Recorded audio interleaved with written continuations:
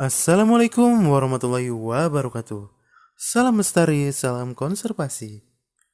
Sahabat Biozone, pada video ini kita akan bahas mengenai salah satu organisasi kehidupan di mana pada video-video sebelumnya kita sudah bahas mengenai organisasi kehidupan pertama atau yang terkecil yaitu sel, dan pada video ini kita akan bahas salah satu organisasi yang merupakan kelanjutan daripada sel. Nah, jadi pada video ini kita akan bahas mengenai jaringan. Dan apa itu jaringan? Jika kita bicara mengenai jaringan, tentu itu tidak akan lepas daripada sel, di mana untuk jaringan ini tersusun atas sel-sel atau tersusun atas sekelompok sel, di mana selnya itu merupakan sel yang memiliki bentuk, kemudian memiliki fungsi, dan juga memiliki asal yang sama. Jadi dapat dikatakan bahwa jaringan ini adalah kumpulan atau sekelompok sel yang memiliki bentuk, fungsi, dan asal yang sama. Jadi pada dasarnya ketika kita bicara mengenai sel parenkim, nah sebenarnya kita sedang bicara mengenai sel-sel parenkim yang berkelompok. Begitupun juga dengan jaringan meristem, maka kita bicara tentang sekelompok sel-sel meristem. Jadi ini definisi daripada jaringan, yaitu sekelompok sel yang mempunyai asal, struktur, dan juga fungsi yang sama.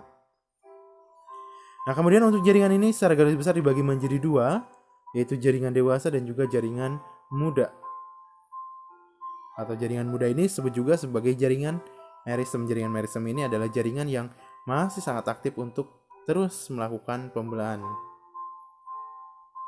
Sedangkan untuk jaringan dewasa, biasanya itu adalah jaringan-jaringan yang dimana selnya itu sudah berdiferensiasi, tapi tidak menutup kemungkinan untuk masih memiliki sifat embryonal atau masih juga memiliki sifat untuk membelah diri.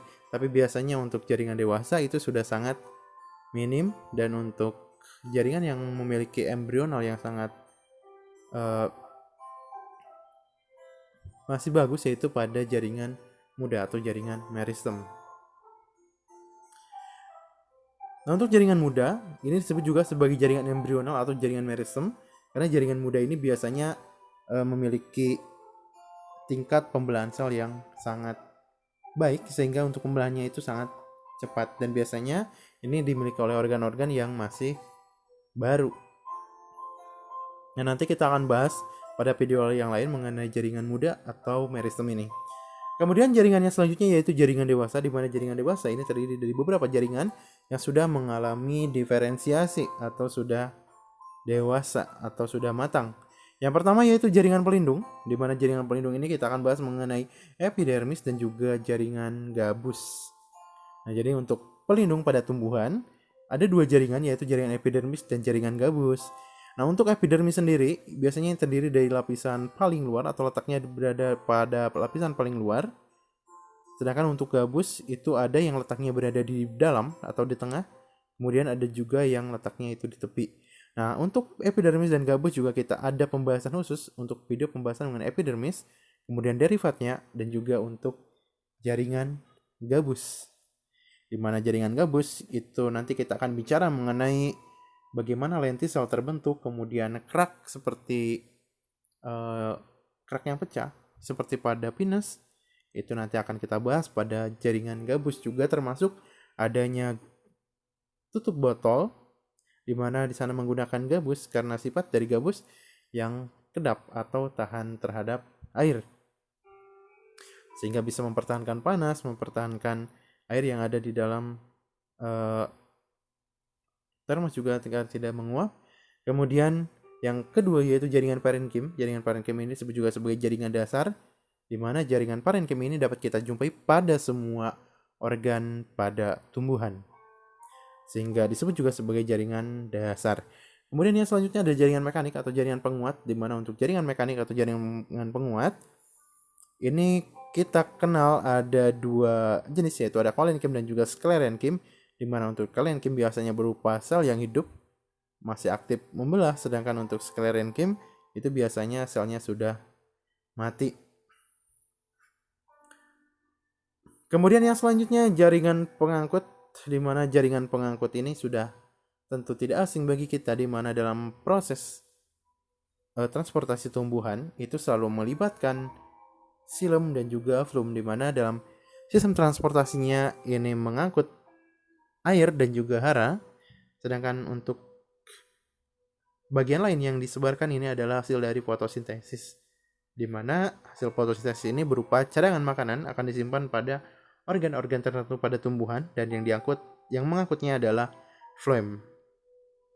Nah, kemudian yang terakhir kita bicara mengenai jaringan sekretori. Jaringan sekretori ini bicara tentang bagaimana tumbuhan ini tetap mengeluarkan hasil metabolisme ataupun juga hasil samping dari metabolisme, sehingga nanti untuk jaringan sekretori ini merupakan jaringan untuk mengeluarkan zat-zat yang baik itu berupa hasil metabolisme maupun hasil samping dari metabolisme, di mana untuk jaringan sekretori ini kita melibatkan 3 proses. Yang pertama ada R, E, dan juga S, atau kita sebut yang pertama adalah rekresi. Rekresi bukan rekresi, di mana untuk rekresi ini adalah proses pengeluaran zat tanpa melalui proses metabolisme.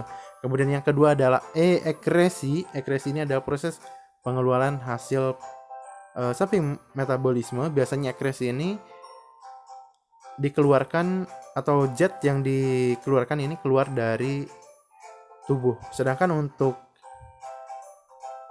yang selanjutnya yaitu sekresi, di mana sekresi ini adalah proses pengeluaran zat hasil metabolisme yang kemudian masih bisa digunakan lagi untuk metabolisme selanjutnya atau masih bermanfaat, sehingga untuk jaringan proses rekresi, untuk proses sekresi ini merupakan proses pengeluaran yang terjadi di dalam, sehingga zat yang dikeluarkannya itu tidak sampai keluar dari tubuh tumbuhan, tetap berada di dalam jaringan. Oke, jadi itu secara umum mengenai jaringan, dan pada video lain kita akan bahas secara khusus dan lebih dalam mengenai jaringan-jaringan yang sudah kita bahas tadi. Oke, selamat belajar. Salam lestari, salam konservasi. Assalamualaikum warahmatullahi wabarakatuh.